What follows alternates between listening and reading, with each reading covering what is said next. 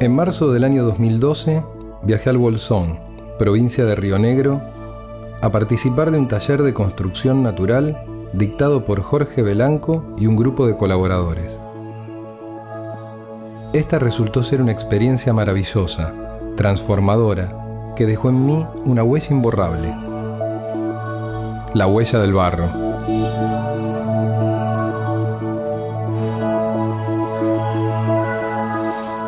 De regreso a Buenos Aires, continué investigando acerca de otros aspectos vinculados con la arquitectura sustentable, conociendo en cada experiencia nuevos maestros y amigos vinculados a esta actividad.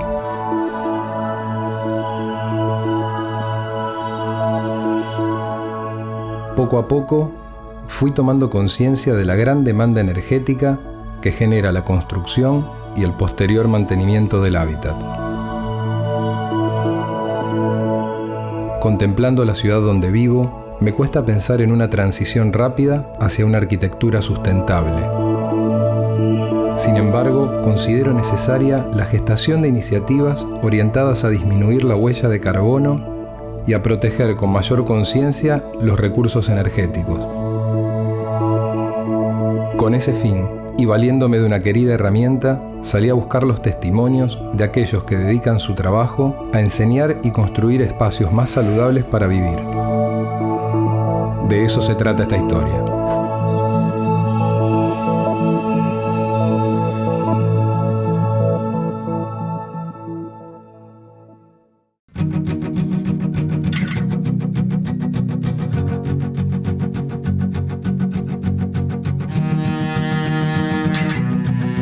Comencé mi trabajo en Merlo, provincia de San Luis.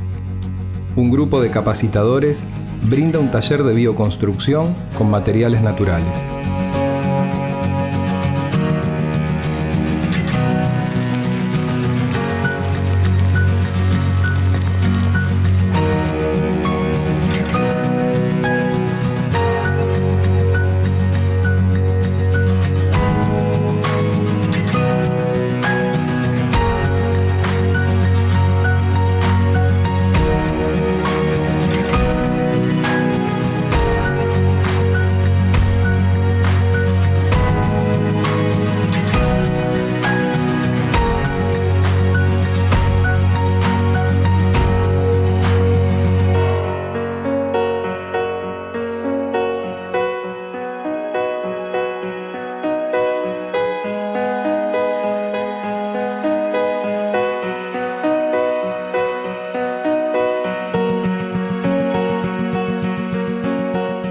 Materiales naturales son aquellos, como dice su nombre, que nos provee la naturaleza en su estado, digamos, natural, valga la redundancia, es decir, madera, piedra, tierra, son materiales naturales. Por lo tanto, se utilizan con un mínimo grado de elaboración. Esto es muy importante cuando retomamos el tema del ahorro de energía. Es muy importante cuando consideramos que la elaboración de los materiales, desde que se extraen, en realidad todos los materiales tienen un origen natural, pero lo importante es que el proceso de elaboración no sea muy complejo y muy demandante de energía. Sí, esa es una relación que está a mantener, que el ancho sea uno, digamos. Materiales naturales creo que implica con los materiales que tienen que ver con la naturaleza y los que están en el lugar. Hay una gran ventaja en relación a los materiales naturales porque el que trabaja con materiales naturales lo que está inspirando es tierra o algún polvo de alguna arcilla o algo así, y el que trabaja con materiales convencionales está respirando cal, cemento. Por más que se proteja, no deja de ser una inhalación de ese tipo de materiales con toda la toxicidad que se sabe que tiene. Y cuando el reboque grueso todavía no se secó, le hago el fino. Todos sabemos que las tierras tienen determinadas propiedades, que al construir con ese material lo que estamos haciendo es trasladar esas propiedades al lugar donde vivimos. Entonces, la tierra tiene la propiedad, por ejemplo, de absorber y de desorber la humedad relativa del ambiente. Entonces, los ambientes que son construidos en tierra se mantienen con una humedad constante en su interior.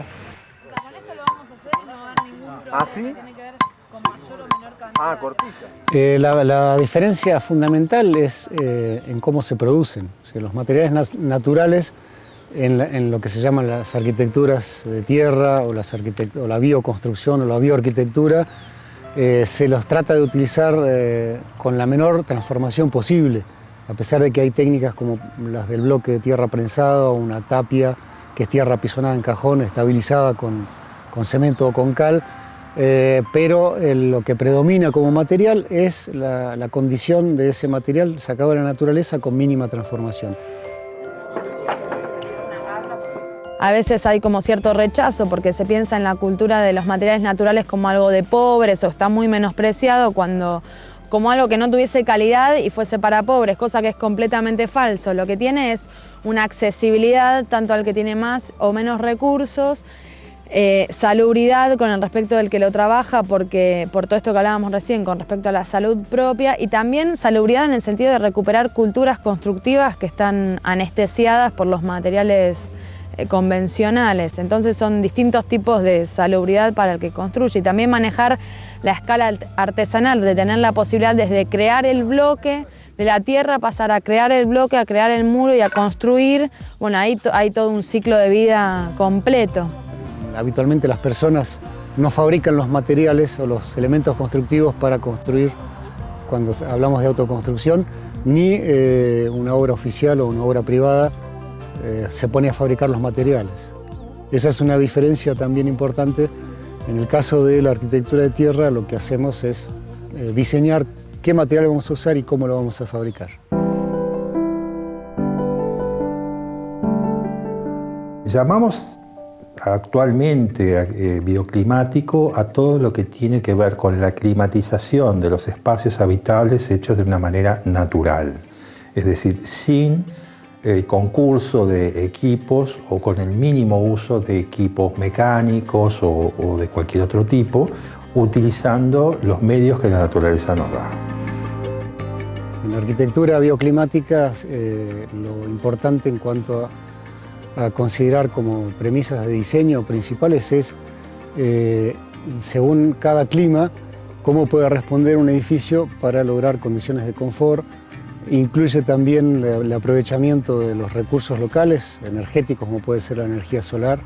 En la arquitectura, la energía solar pasiva puede ser muy importante, no solamente ayuda al ahorro energético, sino a aprovechar una fuente de energía como es el sol, la radiación solar, que nos resulta totalmente gratuita y que se puede usar en beneficio de las condiciones de confort en cualquier edificación.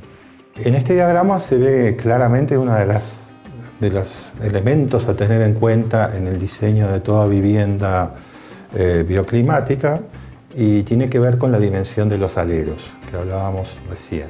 Es decir, acá tenemos por ejemplo el sol, que alcanza su grado máximo de incidencia el 21 de diciembre, en el solsticio de verano, proyectando sombra sobre la ventana.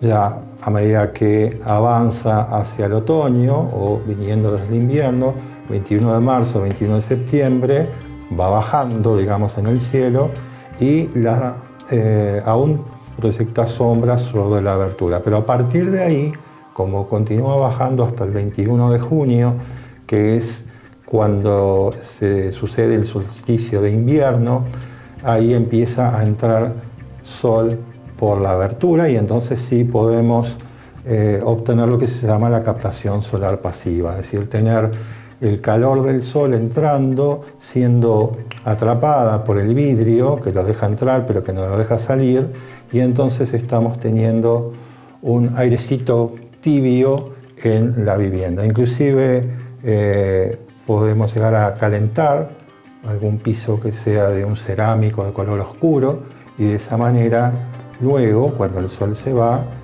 ese cerámico que estuvo almacenando el calor durante el día lo empieza a enviar hacia el aire más tarde, con lo cual también estamos ayudando a calefaccionar el ambiente sin necesidad de utilizar ningún tipo de elemento adicional.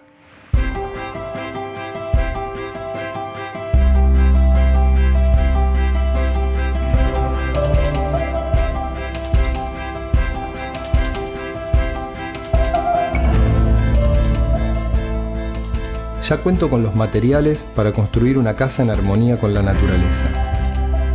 También aprendí que el diseño bioclimático debe ser la base para el ahorro energético. Surgía ahora una nueva pregunta: ¿dónde encontrar construcciones que respondieran a estas características? Hallaría algunas respuestas del otro lado del río.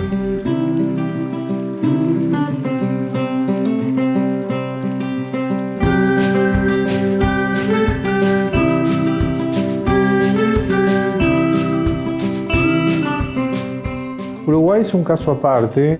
Allí la arquitectura natural se llevó adelante de la mano básicamente de arquitectos, de estudios de arquitectura, y se hizo una tarea muy importante de información a los colegas respectivos en las distintas municipalidades acerca de las bondades de este tipo de construcción. Por eso yo reivindico tanto el trabajo del arquitecto.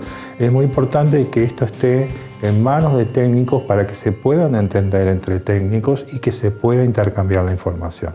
Básicamente es un problema de información contra ignorancia. En Uruguay hay viviendas construidas con materiales naturales en Montevideo urbano con permiso de construcción de la correspondiente Intendencia de Montevideo. Esto muestra que es una situación bien diferente a la que observamos en algunos lugares de la Argentina donde ha habido problemas. Elegí el barro porque quizás me pareció algo muy noble y a su vez algo muy tradicional, que yo sabía que antiguamente también se usaban construcciones, que a su vez lo sentía hablar a mi padre de los ranchos de barro y todo eso. Y todo eso tuvo mucho de afectivo y que yo me haya inclinado por todo esto. Después tenemos este muro que está hecho con cob, que es una técnica que usan mucho los arquitectos. Bueno, yo conocí a Karen porque la escuché en la radio en una nota que le hicieron y me entusiasmó mucho el sistema de construcción que ellos tenían. Hablaba mucho de materiales naturales, de el buen comportamiento térmico que tenían las construcciones y todo eso. Y bueno, y me entusiasmé y traté de dar con ella, me conecté. Y ahí empezamos paso a paso. Fue bastante quijotesco en el sentido de que era algo totalmente nuevo, que no, acá, por lo menos en Montevideo, no era algo común, para nada. Pero igual me animé y seguí, le di para adelante y paso a paso, y la fuimos disfrutando, la casa también a medida que se hacía, ¿no?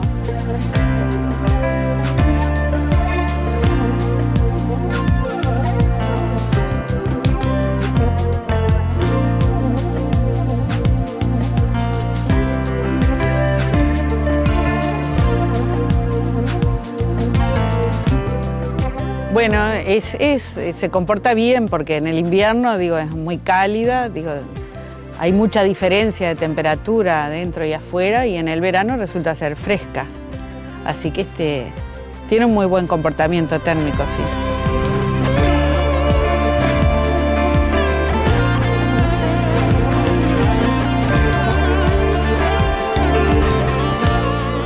¿Sabes por qué a mí me gusta hacer bioarquitectura?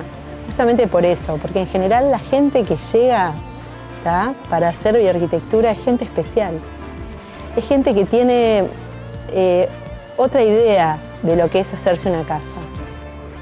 Y yo creo que la gente nos busca un poco por eso también, porque hay como un compartir una experiencia. Cada paso, cada día en la vida es parte de un camino que uno va haciendo, que es la vida de uno.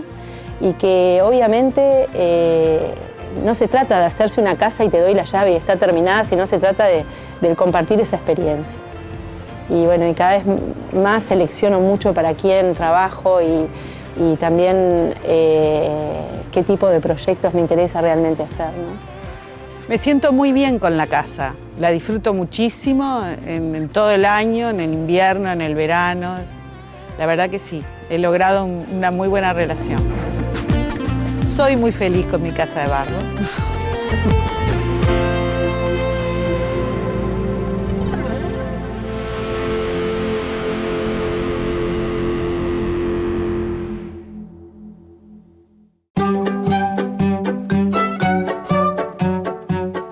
La arquitectura de tierra en el Uruguay es bien vista, es vista como una arquitectura buena, se sabe que es una arquitectura sana, que es apta para la vida, y además cierra con todo ese concepto del cuidado de la naturaleza que tanto se está de alguna manera tomando conciencia cada vez más, ¿no? De que el medio ambiente hay que cuidarlo, se trabaja mucho en esos temas y por eso es muy sencillo obtener permisos de construcción, es muy sencillo recibir apoyo, inclusive el Ministerio de Vivienda ha sacado planes en los cuales se ha apoyado a autoconstructores a hacer casas de tierra. Se consiguen préstamos y cada vez más los técnicos encuentran en la bioconstrucción un lindo desafío para hacer buena arquitectura.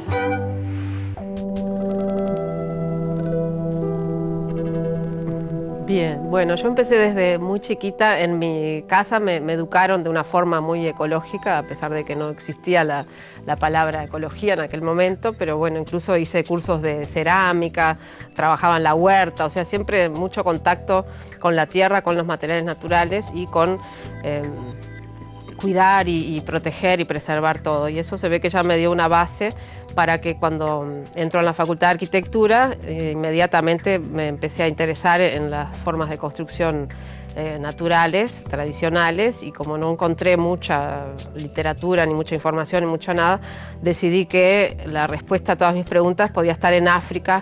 Armé un bolsito, una mochilita y allá arranqué, cosa que fue una vuelta un poco larga para después llegar a volver a mi país, a darme cuenta de que las respuestas eran acá, que había que buscar acá con nuestros climas, con nuestros materiales, con nuestra mano de obra, hasta que fui encontrando los sistemas antiguos tradicionales de construcción que trajeron acá los inmigrantes europeos. Y bueno, fui armando todo una base de lo que me dio la posibilidad de poder empezar a construir con mis propios medios. Lo más glorioso que yo sentí cuando empecé a vivir en esta casa de tierra, que siempre se habla de que el rancho es fresquito en verano y calentito en invierno, y nunca nadie me había dicho nada de la regulación de la humedad, que lo más agradable para la vida humana es que se mantenga más o menos entre 50 o 55% de humedad relativa en el interior. Y eso es lo que sucede en estas casas porque las paredes tienen una gran capacidad de absorber agua y regular la humedad. O sea que adentro de la casa siempre se mantiene en un porcentaje de humedad que es muy agradable para la vida humana. Creo que yo siempre quise ir al origen porque por algo en mi forma de ser o en mi educación aprendí de que lo que se hacía antes era bueno y valía la pena retomarlo. Y me parece que cuando una idea está tan probada, vale la pena seguirla y en realidad no hay demasiadas cosas nuevas. Creo que es bueno volver a las técnicas sabias, técnicas tradicionales, ancestrales. O sea, elegí por ese camino, hay muchos otros.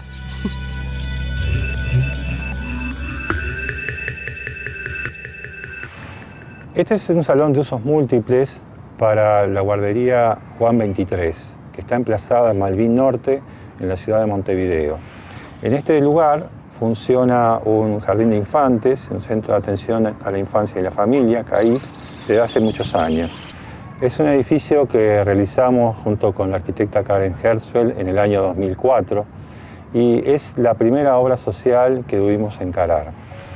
Este salón, que en realidad es un edificio de 2 plantas que presta múltiples servicios, fue hecho enteramente en una técnica conocida como BTA, bloque de tierra alivianada, y tiene techo verde.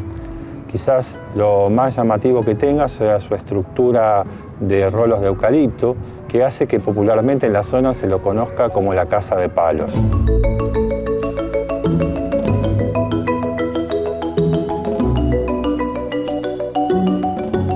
Hay como un orgullo de barrio de ese lugar, porque fue hecho por el barrio, porque fue en ese momento que nosotros hicimos esta experiencia, se hicieron talleres y las madres venían, hacían los ecobloques. Hacíamos los adobes en el fondo, traíamos la paja y con un trompito batíamos el barro y preparábamos la paja diariamente y después preparábamos los adobes. Entonces vos decís, es impresionante lo que se puede lograr a través del trabajo colectivo. lo que se puede lograr volviendo a la estética, generando vos mismo un espacio estéticamente hermoso. Cada una sabía después dónde estaba colocado su ecobloque, ¿no? Su bloque de barro y viruta. Es que la estética es una vivencia, no tiene nada que ver con el dinero, ¿tá? O sea, si vos tenés la oportunidad de vivenciar en tu infancia, ¿tá?, lugares o de formar parte de lugares estéticamente armónicos, desarrollás esto. Y te va a servir para toda la vida, en todos los trabajos que hagas, porque te diferencia en el cómo vos haces las cosas. Es un grado de sensibilidad.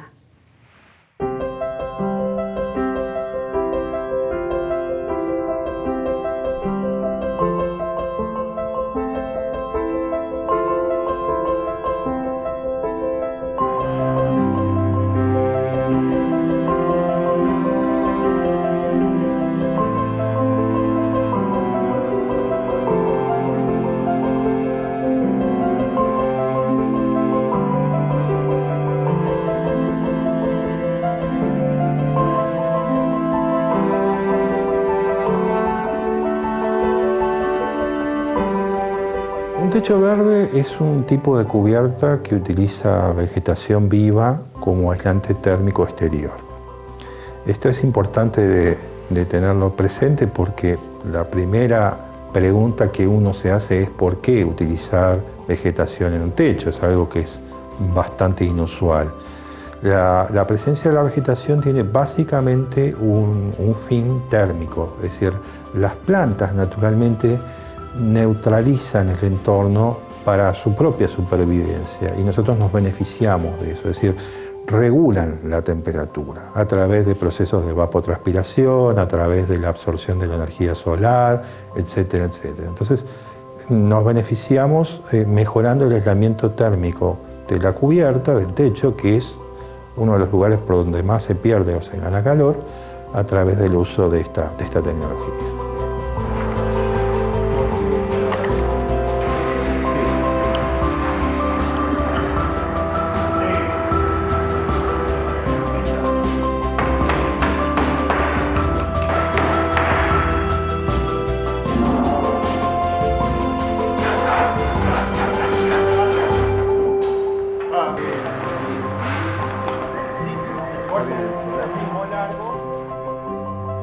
Me gusta decir que el techo verde es una herramienta ecológica que tenemos al alcance de la mano, tanto en el campo como en la ciudad, y que a diferencia de lo que pasa con otras cosas, hay ventajas para quien lo realiza a nivel individual, digamos, y hay ventajas colectivas. Esto es un principio muy interesante porque estamos acostumbrados a que lo que beneficia a uno individualmente puede jorobar, molestar, perturbar al entorno. Pongo un ejemplo, yo me traslado en mi automóvil, voy cómodamente, llego rápido a destino, pero estoy contaminando el ambiente, estoy contaminando el aire que respiran otros. Y los ejemplos podrían seguir. En cambio, yo hago un techo verde y tengo beneficios, mejora el aislamiento térmico de mi casa, mejora el aislamiento acústico, pero también estoy consumiendo CO2 de la atmósfera y enviando oxígeno, esto es un beneficio colectivo. Estoy embelleciendo el paisaje, la zona, esto es un beneficio colectivo.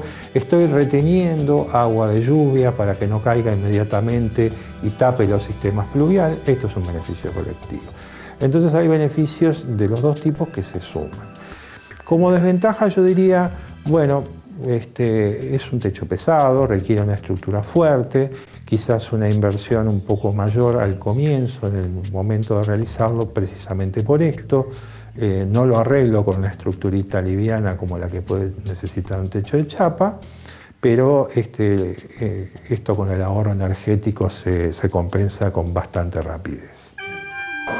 Sí.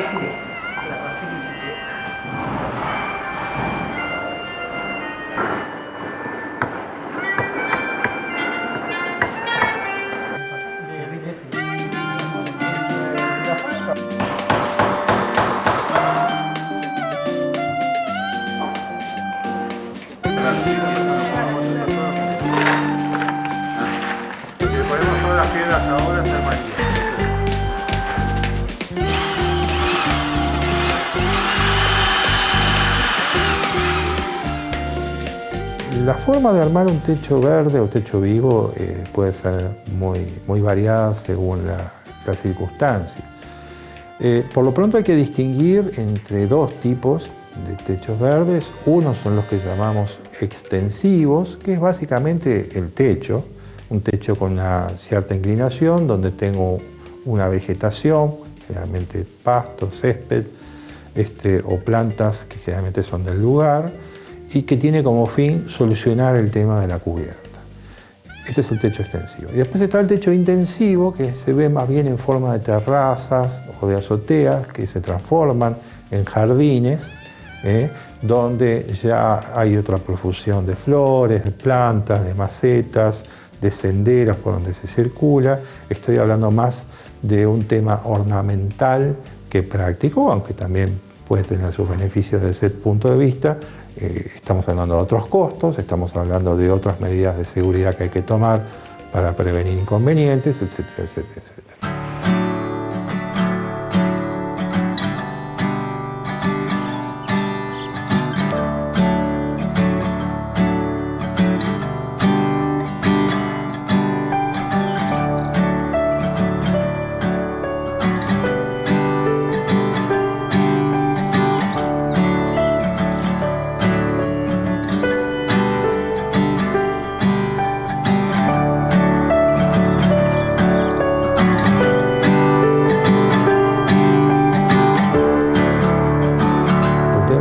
Tiene que ver básicamente con la situación en la que estemos, tanto técnica como personal.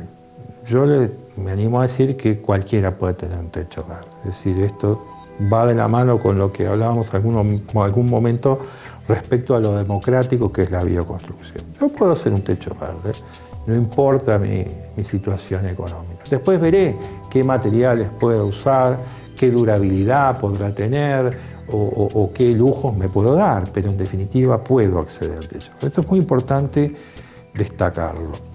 Cuando estoy hablando de un techo extensivo, recordamos que era el techo normal, con una cierta inclinación y con un solo tipo de vegetación, estoy en costos bastante menores que si me estoy dando el lujito de tener una terraza enjardinada, donde tengo variedades de plantas, donde tengo otras cosas y además tengo generalmente un sustrato, es decir, una capa de tierra más gruesa, más espesa, donde puedo tener algún arbolito, etcétera, etcétera, etcétera, que tengo que tomar otros recaudos. Entonces, en función de la situación, reitero, tanto técnica como económica, uno puede manejar los costos, pero esto es, yo diría que, totalmente accesible para todos.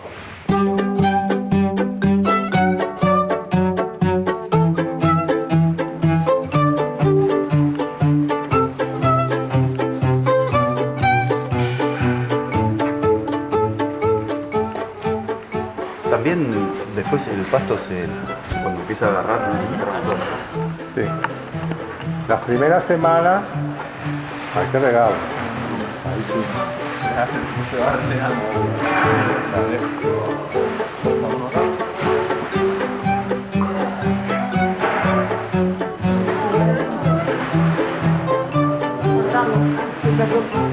¿Tiene la pizza? Ay, no. Con rúcula.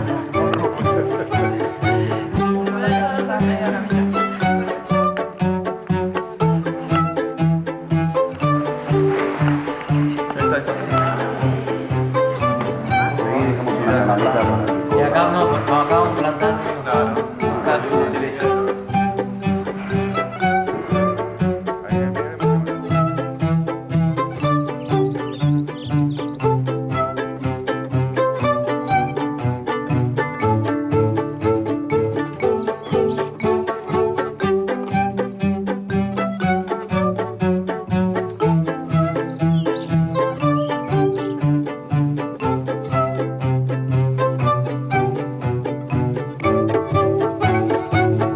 Bueno, estamos en un techo verde, ya terminado y funcionando.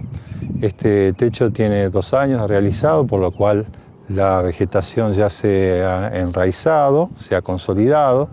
Como ustedes ven, hay riqueza de especies, hay variedad de especies, no es una especie sola que predomina, sino varias.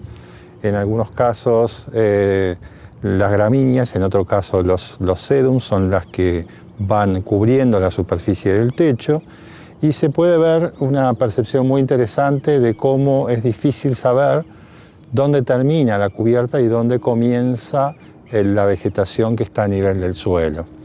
Observen que como se usaron las plantas del lugar, el color, la textura, la densidad son exactamente los mismos que se pueden encontrar a nivel del piso. Una de las cosas que consigue el techo verde, entre todas las ventajas que tiene, es integrar la obra arquitectónica al paisaje del lugar. A diferencia de otras arquitecturas que buscan resaltar y utilizan el entorno como un pretexto, en la bioarquitectura se busca que la obra se integre y que sea parte del paisaje. Esto es importante porque es una posición totalmente diferente respecto a lo que estamos acostumbrados a ver en la arquitectura contemporánea.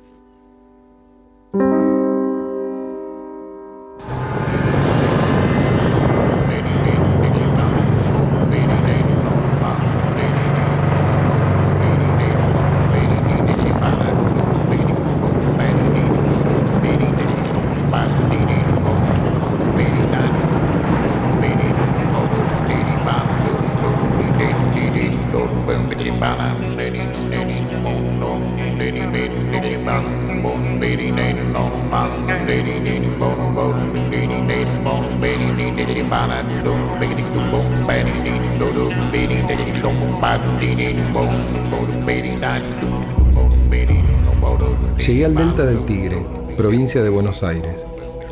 A la vera del río Sarmiento, un grupo de autoconstructores levantan las paredes de una casa con grandes dimensiones.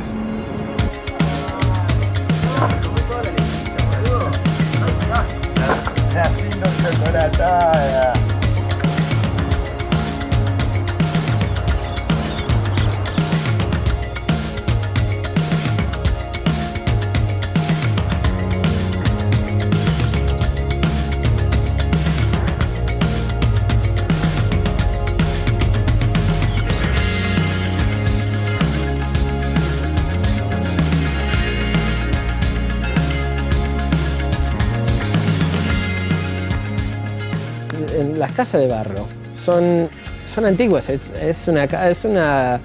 son casas históricas. Como empezamos a construir era con barro. Y después lo perdimos ese conocimiento. Y ahora sabemos como cuánto barro necesitamos, cuánta paja necesitamos. Entonces esa tecnología, esa educación hace que podás hacer una casa lujosa usando técnicas tradicionales. Yo soy Federico Elvin, soy un estadounidense y yo soy una persona que decidió hacer una casa natural porque me encanta la tierra. El barro se presenta justamente como una opción, no significa que, bueno, todos tenemos que ahora hacer cosas con barro. No, es una opción más. Hasta ahora, en este periodo de tiempo, vamos a hablar de estos últimos, no sé, 70 años, empezó a darse algo como que, bueno, no. Solamente se puede construir en ladrillo, cemento, madera. Bueno, ¿por qué no tener la posibilidad de un material que te permita trabajar con tus manos, te permita obtenerlo del lugar, tener una mejor apreciación de la ecología del lugar? Lo estás sacando de bajo tus pies, ¿viste? Entonces, con eso, entre que lo sacás de bajo tus pies y lo usás con tus manos, eso da una ventaja para mí muy, muy importante.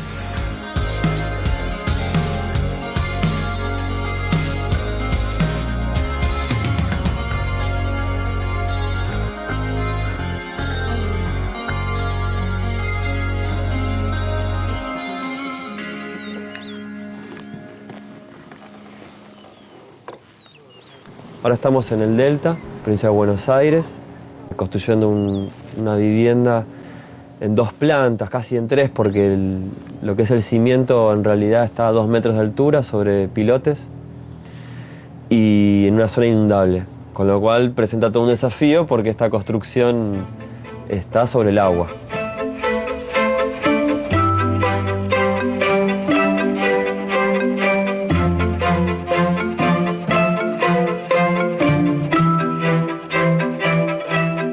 La técnica es la quincha.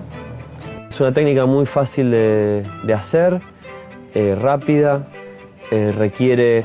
Acá, bueno, hemos usado bastante carpintería, ¿no? Pero perfectamente lo que son los listones que van cruzados de estructura a estructura, se puede usar ramaje, otro tipo de madera mucho más barata. Esta ya es económica de por sí. Es la misma precaución que puedes tener en cualquier otra zona, que es levantar los cimientos con respecto a la humedad. En este caso acá se hacen pilotes de madera.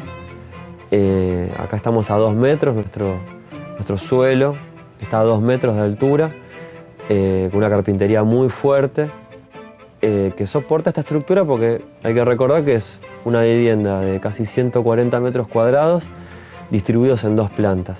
La casa apunta en su fachada más expuesta hacia el norte, mejorando todo lo que tiene que ver con la cuestión térmica, ¿no? En verano es fresca, en invierno es más cálida. La luz acá no solo alumbra, sino que da calor y se siente. A pesar de que estamos en el sur de América, se siente bastante.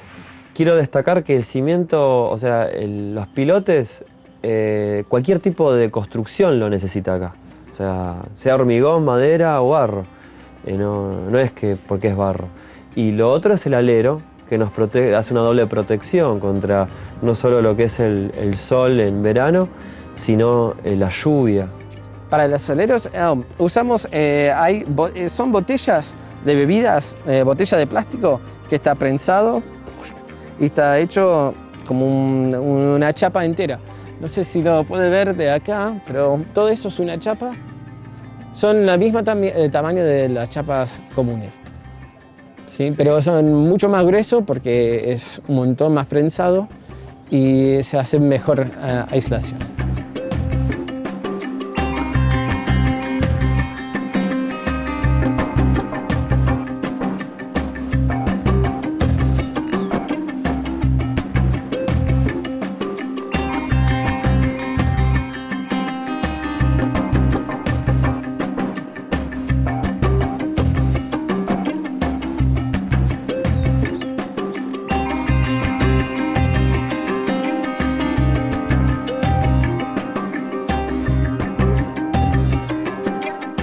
La autoconstrucción, repito, la autoconstrucción implica mucho más que hacer tu propia casa. Implica refundar muchos principios de nuestra forma de vida, ponernos en crisis cómo es que estamos viviendo y cómo es, me parece, más saludable vivir como comunidad. Estoy hablando como de esto de compartir, comunidad, construir en grupo. Acá estamos conviviendo en esta construcción y ahí te das cuenta de los desafíos.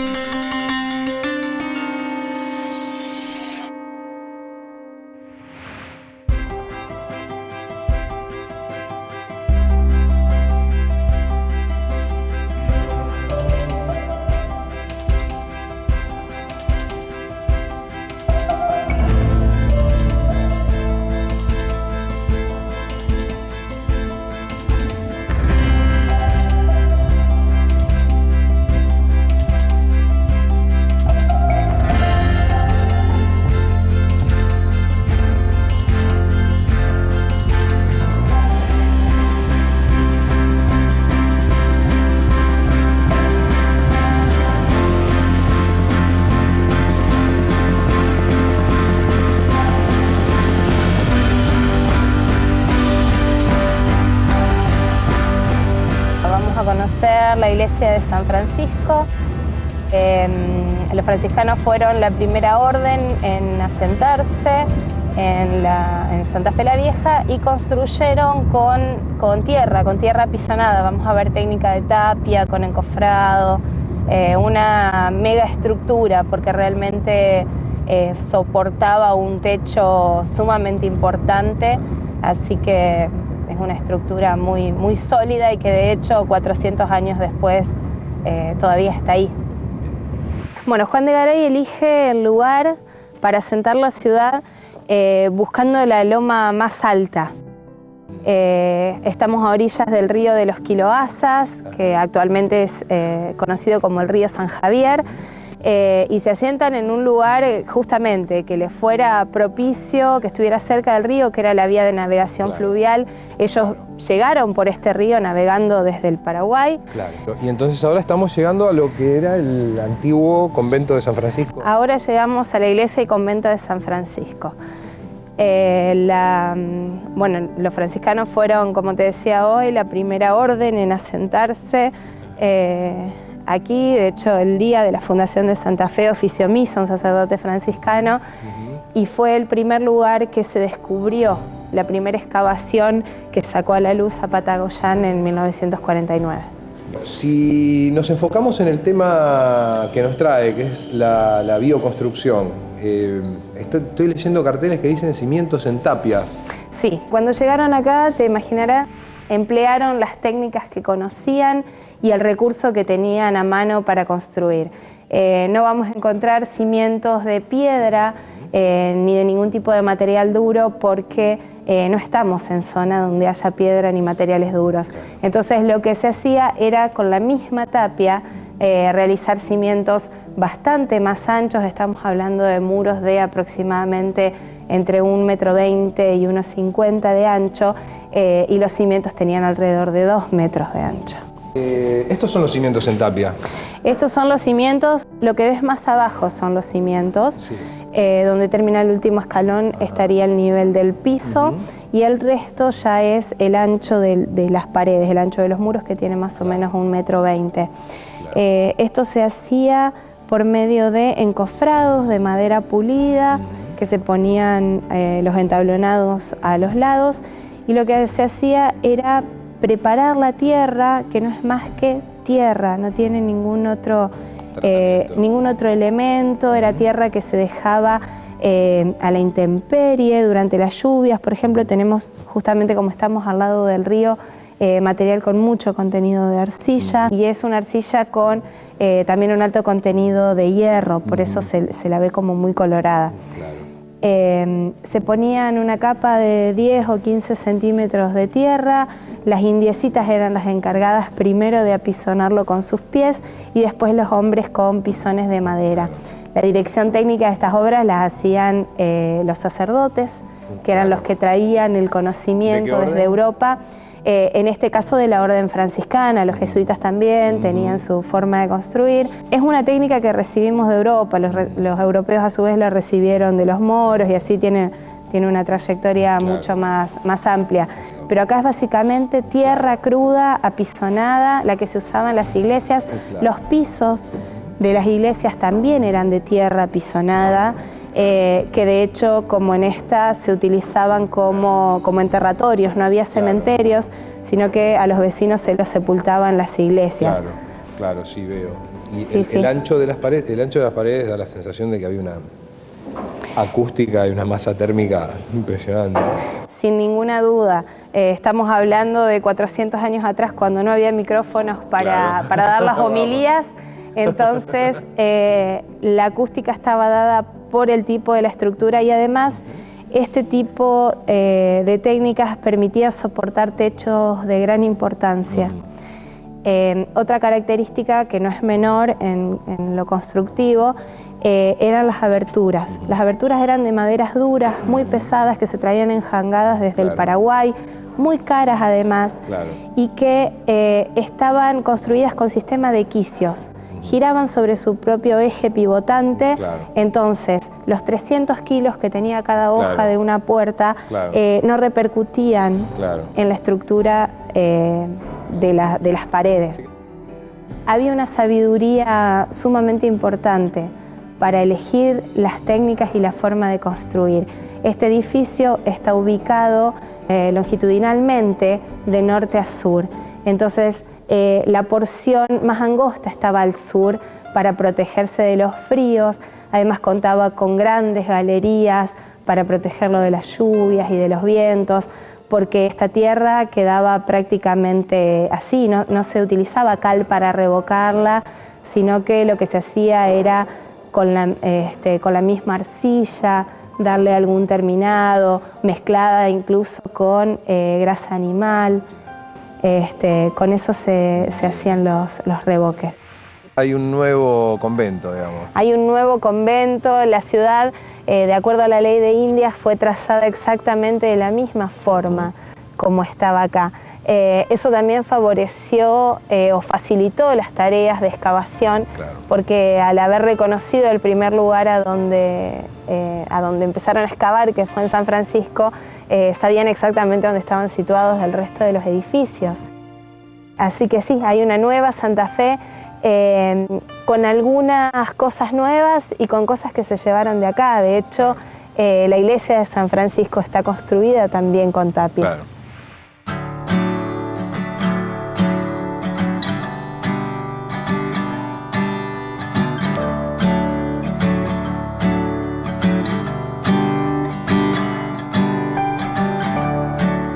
Giuseppe es un constructor italiano radicado en la provincia de Santa Fe.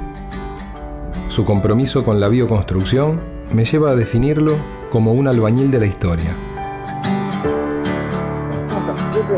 ¿Qué decís? ¿Cómo estás? Bien, bien. Bueno, ¿qué estamos viendo acá? Contanos un poquito. Mira, esta es lo que una obra escuela estamos llevando adelante, impulsado por la Municipalidad de Santa Rosa de Calcines, queriendo hacer un predio donde se rescata la parte de identidad, la cultura de lo que fue siempre este lugar. Nosotros visitamos el convento de San Francisco. ¿Qué referencias o qué analogía existe entre lo que van a hacer acá y el convento? Bueno, la analogía es también es directa porque estamos rescatando lo que es las técnicas originarias, técnicas que fueron implementadas después, en particular en el convento de San Francisco, fue terminada en el 1688. Se utilizó la técnica de tapia, o sea, tierra apisonada, como estamos haciendo en esta obra escuela. Llamo obra escuela porque estamos capacitando mientras construimos. Esta es la etapa donde ya se está rellenando, hay un encofrado, ¿sí? Un encofrado que según el territorio, según la posibilidad cambia. Nosotros tenemos este encofrado que es una evolución. Antiguamente se hacía un poco de otra forma, pero el concepto era siempre lo mismo.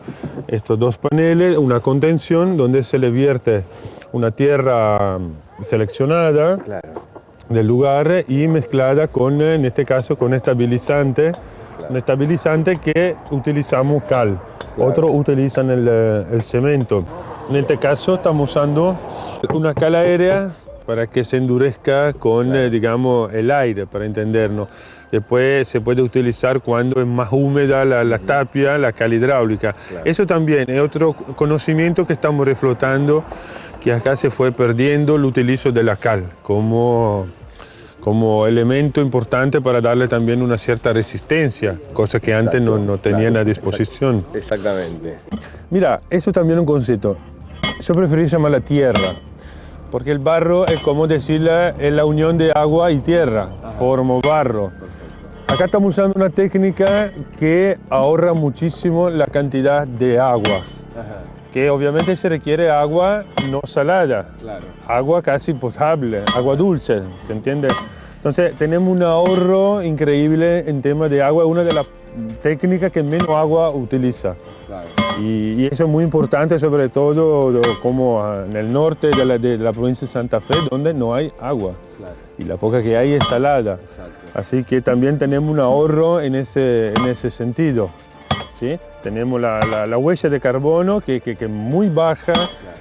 No utilizamos otro elemento que no sea la tierra y la cal, que son también compatibles entre sí.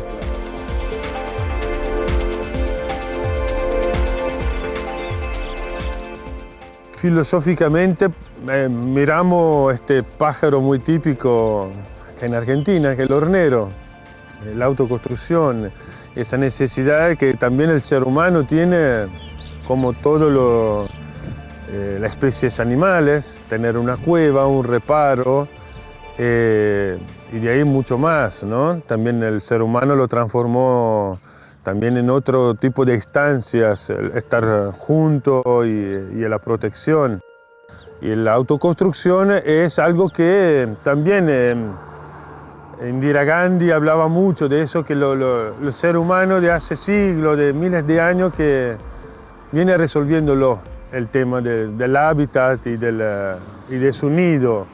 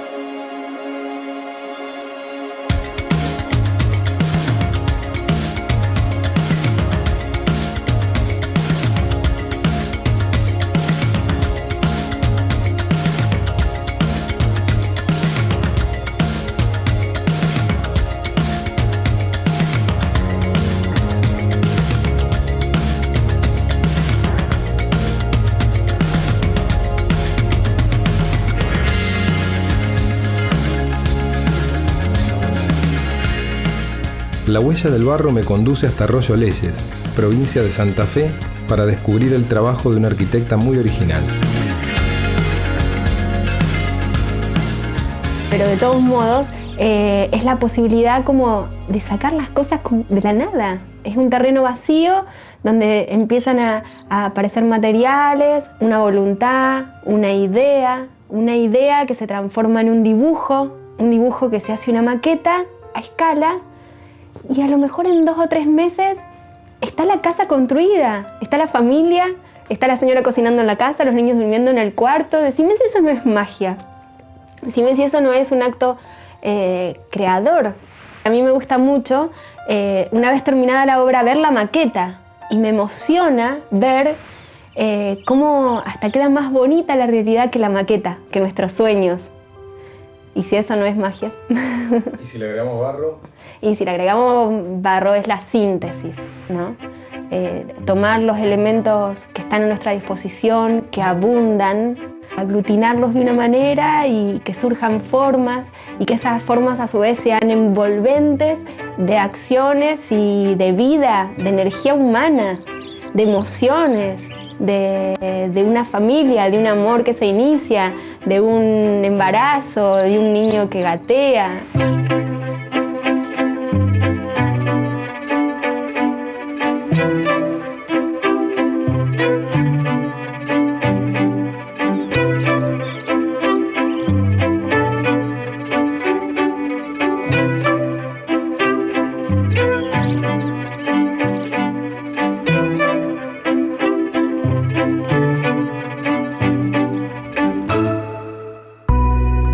Por esa puertita se entra el patito de la leche. Arriba, papá. Papá.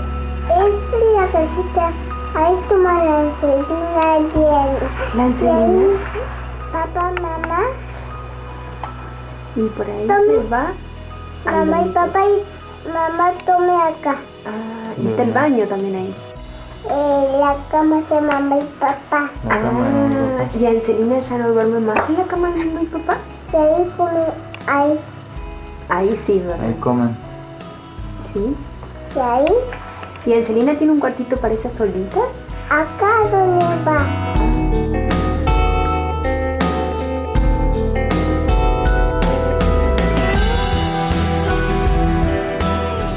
La autoconstrucción es algo que se dejó de hacer. Antes todo era autoconstrucción, después bueno, se fue modernizando y la gente tendió a subcontratar un albañil y todo, pero me parece que retornar a la autoconstrucción es lo ideal. Y cuando vos empezás a autoconstruir una pequeña parte de tu hábitat, se te abre, parece, la mente y te da para autoconstruir cualquier cosa que sea tu entorno.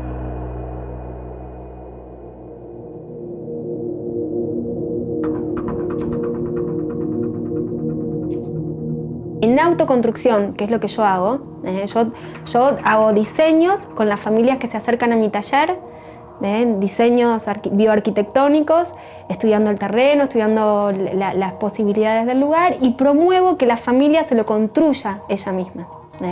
Entonces, por medio de capacitaciones a la familia o a su grupo de trabajo y eventualmente sumando a alguno de los chicos que ya han trabajado con nosotros y que van como auxiliar ese proceso constructivo, desarrollamos una especie de, nosotros lo llamamos autoconstrucción asistida. Los mejores resultados lo obtiene cuando uno hace lo que uno espera, digamos. Por ahí no siempre otra persona puede lograr lo que uno tiene en la mente. Cuando uno ya tiene algo en la mente, lo puede concretar. Teníamos prejuicios con respecto al barro, o sea, no lo conocíamos mucho. Y como mucha gente que hoy en día, que hoy también viene y ve, tenía muchos prejuicios, dudas, miedos, creencias populares, que bueno, antes de iniciar la construcción fuimos y conocimos casas que ya estaban construidas en barro y bueno, nos sacamos todas las dudas y todos los prejuicios y fuimos aprendiendo. Antes de eso no conocíamos nada de la técnica de barro.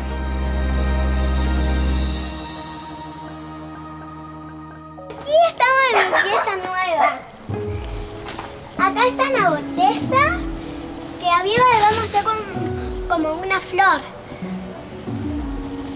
Y esta es una ventana. Y a saco, si no lo ven, están abotezas. Y a saco sigue una otra ventana y ahí otro. Y también pusimos un poco de barro y de madera. Y trabajamos mucho porque es nuestra pieza nueva y queremos que esté linda. La autoconstrucción es algo espontáneo que se da en todas las ciudades, en todos los puntos del mundo, creo, se genera la autoconstrucción. Evidentemente, si vos estás haciendo una autoconstrucción asistida, capacitando a una familia, vas un paso adelante de esa autoconstrucción espontánea. Pero el rol profesional se resignifica un poco. Ya no hay acá una conducción técnica como lo entienden los colegios. Se capacita en una o varias jornadas al grupo familiar que va a construir su casa, a las personas que quieran participar en ese proceso, vecinos, el pariente que no tiene trabajo, o el albañil que se presta a cambiar de técnica y se quiere embarrar, y hacemos un trabajo juntos de autoconstrucción, donde la familia realmente se transforma en el verdadero arquitecto de su casa. Primero, voy a poner una isla. Después, vos mojás. Después, vos un poco de barro. Se lo pones al lado un vaso con agua. Se lo pones donde vos quieras. Le va a ir. Y al otro, agarra otro poquito de barro. Se lo pone a eso. Puedo agarrar un poquito de barro y se lo pone a ese aizo cuando termine de mojar. Y entonces se lo puede poner y queda. ¿Listo?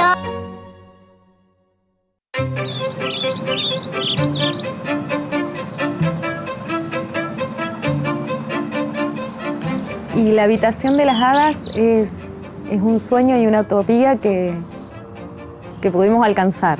Digamos, un espacio para nosotros de magia, un espacio de encuentro y un espacio donde yo particularmente puedo sentir que dejé alguna huella en mis hijas.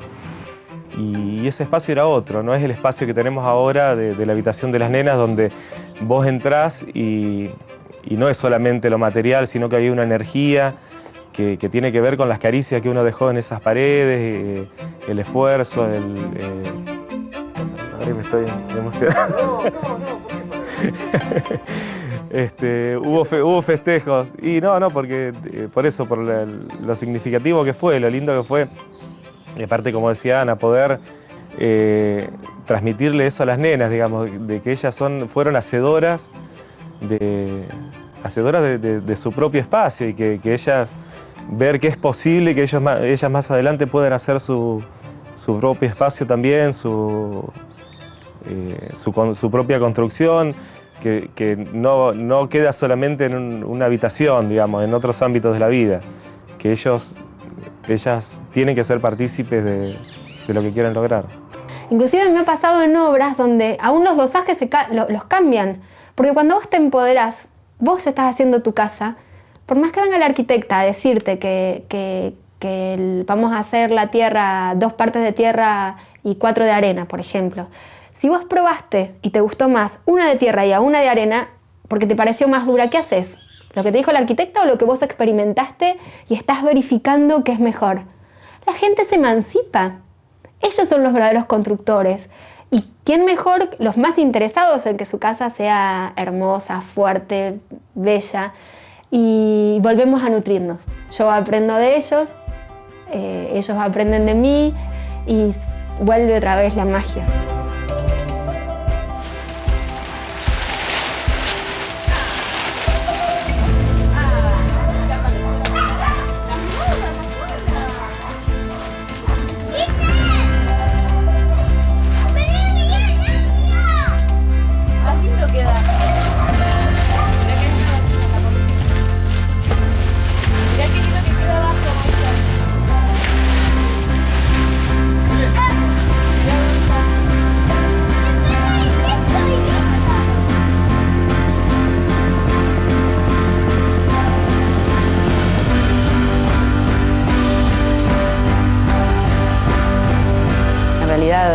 Todo tendría que estar en armonía con la naturaleza. Creo que hemos perdido un poco esto.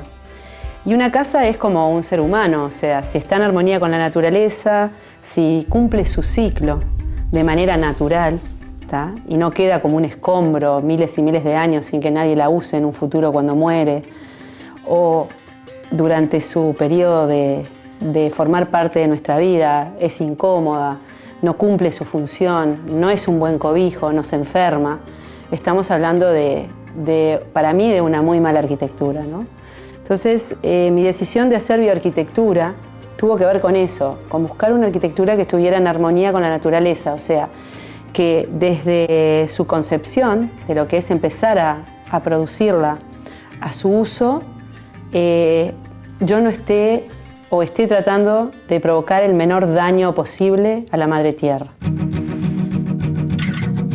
Creo en la construcción y creo que es el origen de toda esta idea de hacer la bioconstrucción, pero tiene que haber una cabeza que guíe, un conocimiento, si no hay una cabeza que dirija, por lo menos que haya el que lo quiera hacer, que se informe, que se instruya, que lea los libros que los técnicos escriben y que lo haga con conocimiento, o sea, con seriedad, porque si no, eso va en contra de los que hace tantos años que trabajamos en forma seria y luchando contra tantos prejuicios y tratando de demostrar que esto es realmente válido. O sea que creo firmemente que la bioconstrucción es el norte al que vamos a llegar.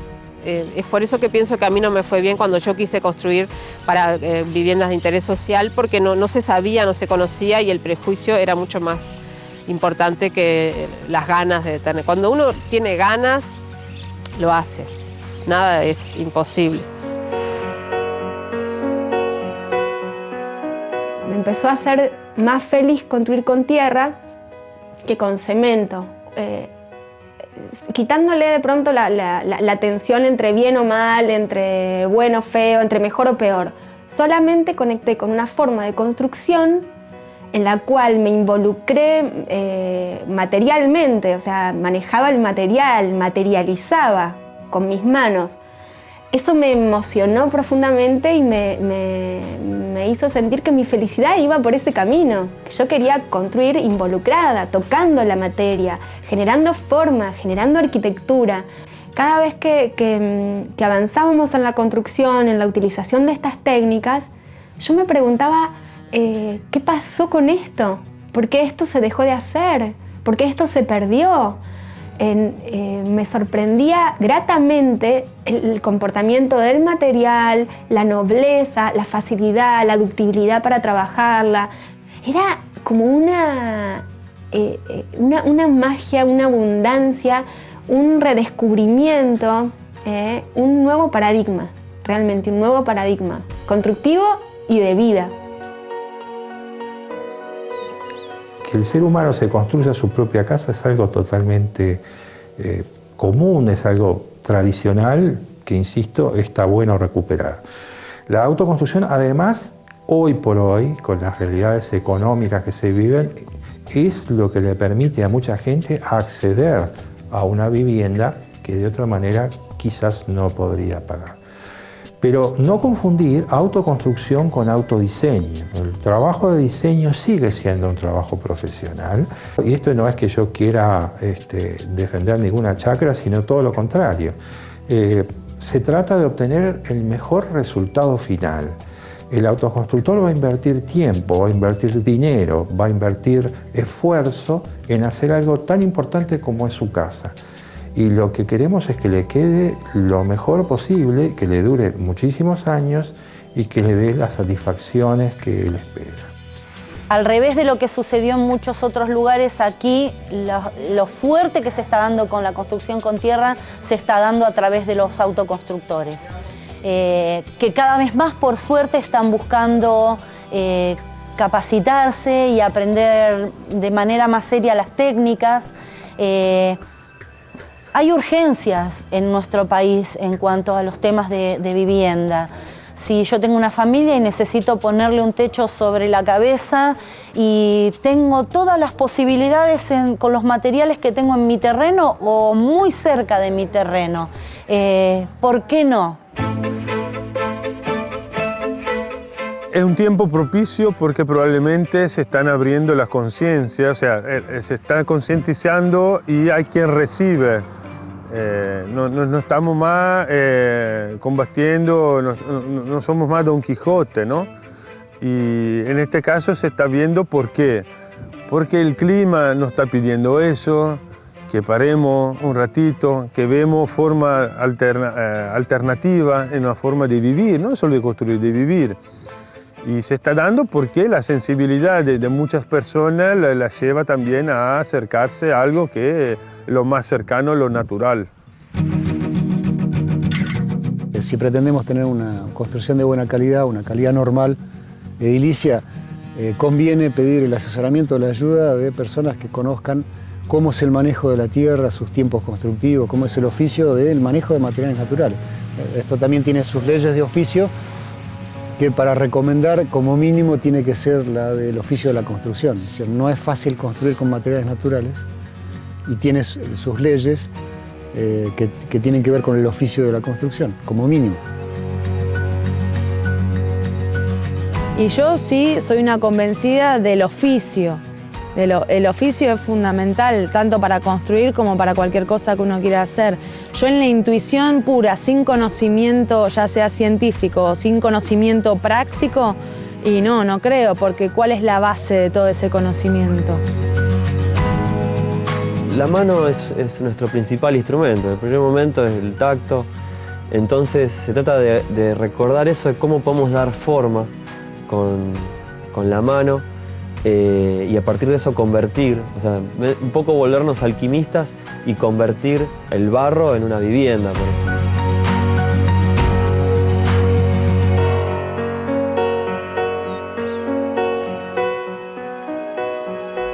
El recorrido llega a su fin.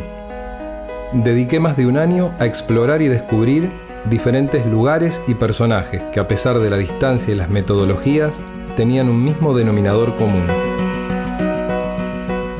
Recurrir a la tierra para construir una casa es, desde mi punto de vista, un retorno. No solo por volver a utilizar técnicas tradicionales dejadas de lado, sino también porque es un modo de expresar pertenencia. Pertenecemos a la tierra. Sería lo más lógico que ella se encargara de cobijarnos.